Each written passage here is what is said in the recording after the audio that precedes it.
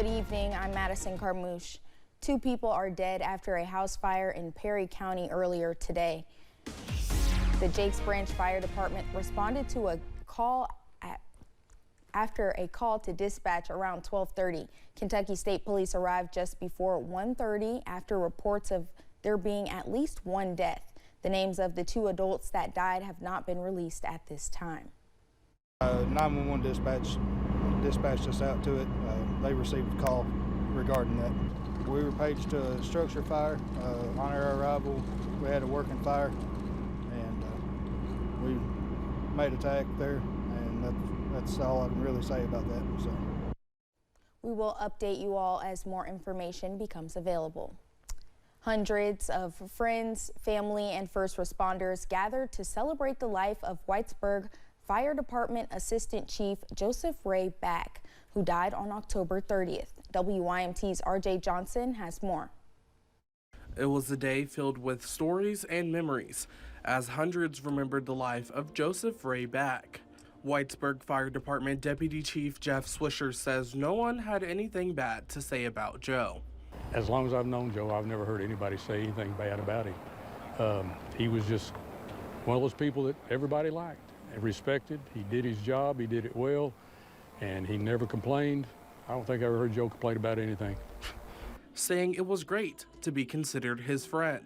So it's the kind of guy that you don't necessarily want to say, I was Joe's friend. What you want to hear is, Joe said I was his friend. I mean, I thought I was his friend, but if Joe said that's my friend, that's all I needed. Back worked for the department for more than 20 years. Several fire officials in the area came out to show their support. I have no idea how many fire departments are represented here, but it's amazing how many people have showed up for this, and got the bagpipes, which if you're human, you get choked up when those things start. Swisher says Back was the true definition of nice. If you had a picture of him in the dictionary about a nice person, this is what a nice person is. Joe was it. A nice person who will forever be in the hearts of many. In Whitesburg, RJ Johnson, WYMT Mountain News.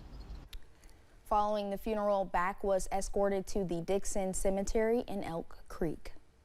Kentucky State Police are investigating a deadly crash out of Owsley County. The crash happened on Friday around 8 p.m. on Kentucky 30 near Kentucky 1411. Dennis Neely, 69 of Boonville, was traveling east on Kentucky 30 when his vehicle crossed the center line. He then ran into Cecil R. Tuner, who was traveling west. The crash resulted in deadly injuries for Neely, who was pronounced dead by the Jackson County coroner.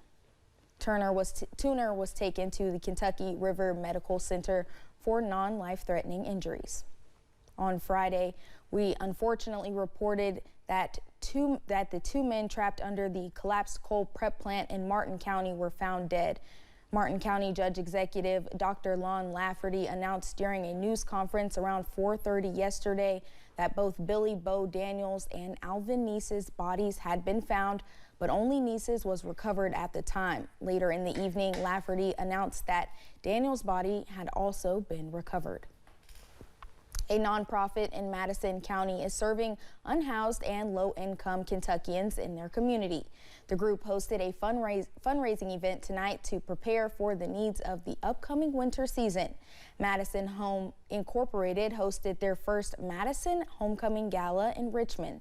The gala is just one of the ways the organization is working to help support the unhoused community. We have homeless shelters here in Richmond. They're called church buildings. These church buildings weren't really used during the nights, and they were still heated and safe and somewhat comfortable. So we decided 4 years ago we will start a program, a ministry, to get the homeless off of the streets. Sloan says that the goal is to give a sense of home to those struggling to find a place to call their own. Earlier today, people gathered to celebrate the nation's Black veterans for their sacrifices throughout history.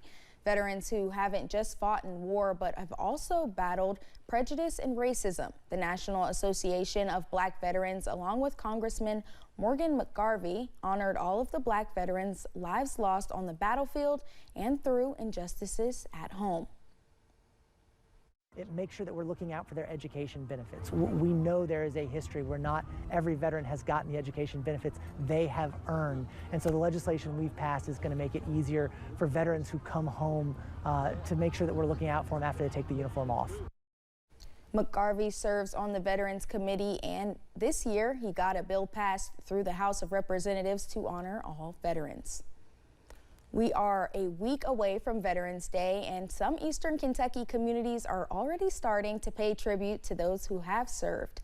WYMT's Jack Demler was in Laurel County for their annual Veterans Celebration. Taking the time to honor those who served. Well, you know, the county having their Veterans Day celebration today, the parade and all that, we owe the veterans so much. Community members gathered outside Laurel County Courthouse to celebrate their annual Veterans Day celebration, honoring veterans like James Roark, who served 16 years in the military and told his father he was going to serve at an early age. But I told him one day at 9-year-old that I was going to join the military. A decision he made after meeting a veteran who served in the Vietnam War. We're talking with him and sitting with him a lot of times. He didn't talk about a whole lot of things, but he was an enjoyable man to talk with. His name was Steve Spurlock, and I enjoyed talking with him. So my mind was set up at that time to join the service. And is now honored for his sacrifice. It's very important. It shows me that there's still some people out there that does show the respect, and there's some people that give the honor where it needs to be. With a lot of veterans that sure need a lift up at times. Being honored by people of all generations. Each and every person owes veterans everything for what we have in our country. Taking time to celebrate those who risked their lives. In Laurel County, Jack Demler, WYMT Mountain News.